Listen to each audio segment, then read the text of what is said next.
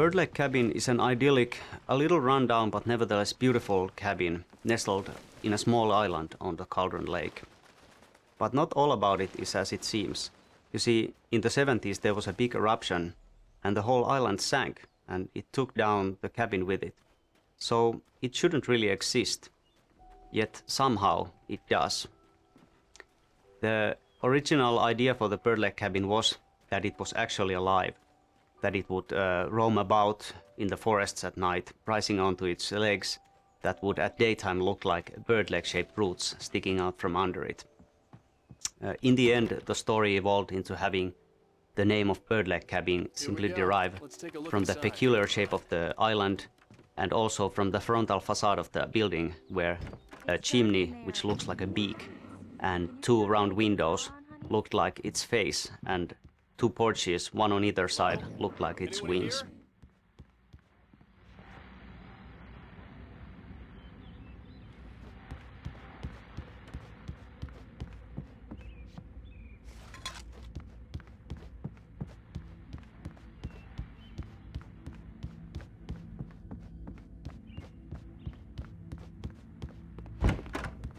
The cabin looked like a time capsule from the 60s, or even earlier.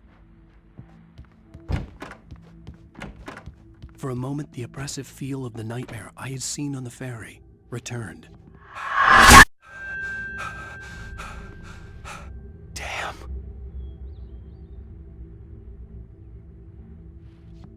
I needed to get the power running in the cabin. There had to be a fuse box or a generator somewhere on the island.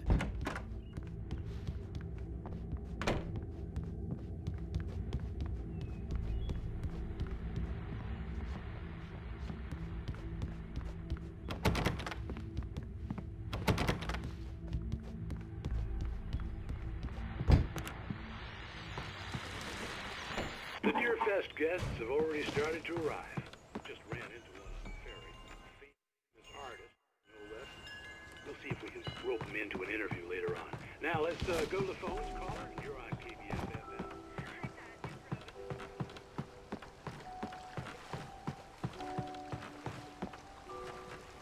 The water was clear but dark. It looked very deep.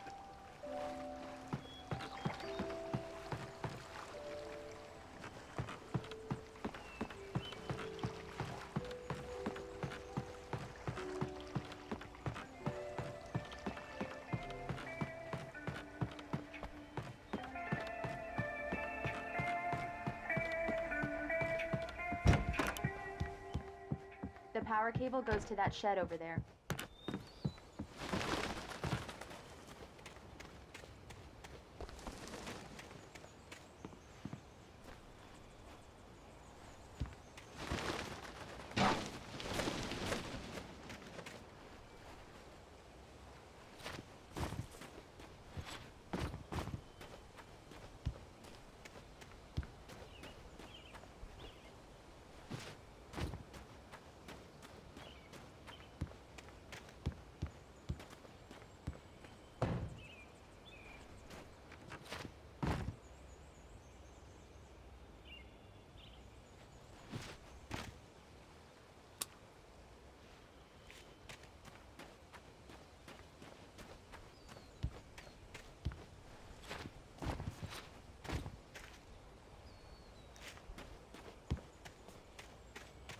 There's probably a fuse box or a generator in the shed.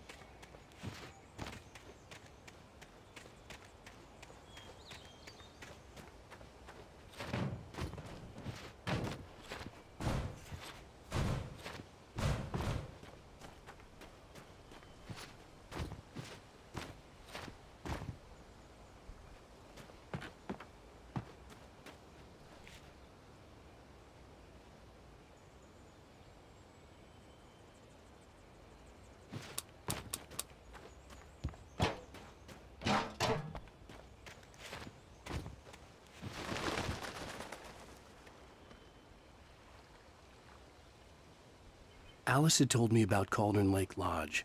The old building used to be a hotel, but these days it was no longer open to the public.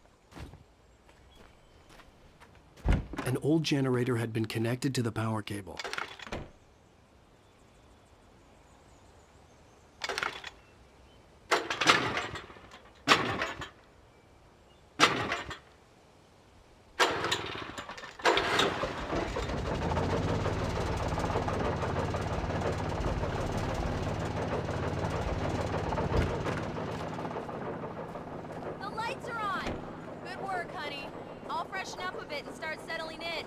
Okay, I'll look around a bit. Sure thing. Have fun.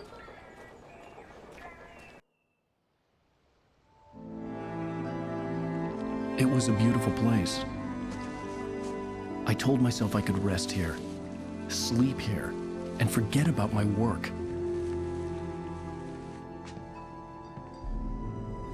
I thought we could be happy here.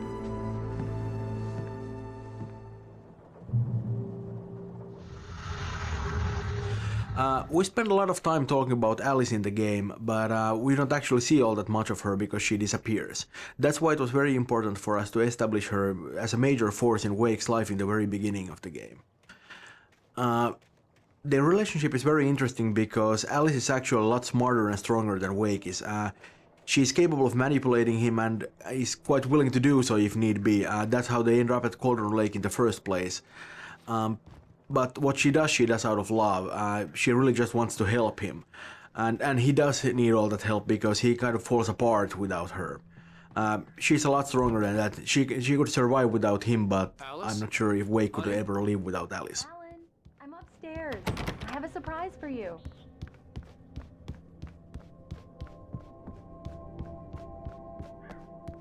Well, hello there. I'm not the surprise. It's in the study. Go take a look. Okay.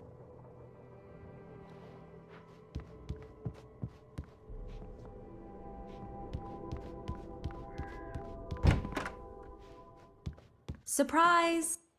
Alice? What is this? I guess I have a small confession to make. I thought maybe you could write here that a change of scenery would get you past... Damn it, Alice, everyone Hey, keeps... hey, just hear me out. There's a local doctor, Dr. Hartman. I read a book of his. He has a private clinic here. He specializes in helping artists. So Maybe- now you want to get me committed? No, it's not like that. That's not... Alan? Alan? Just don't! I don't want to hear it! God damn it, Alice! God damn it! I knew she wouldn't follow me in the dark. I needed some time alone to think things through.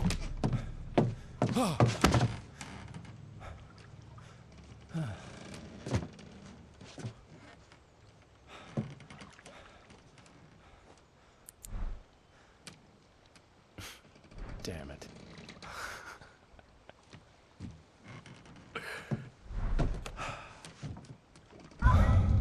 Alice? Alice? Alice! The cabin had gone dark. All the lights were out. Alan Wake has a lot of problems. His marriage is failing, he's suffering from the results of extremely poor impulse control, and frankly, the guy is a bit of a dick. He's not a bad writer, he's definitely a decent one, and obviously he's been very successful, but, you know, it's probably not a coincidence that the moment... Alice? Alice?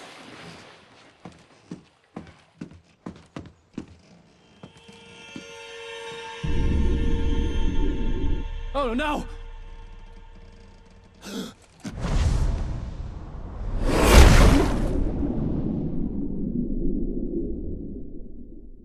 Keep going.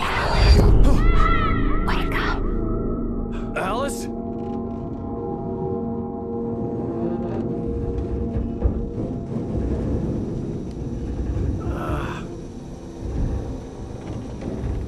Waking up in the crashed car felt like I had woken from one nightmare and entered another.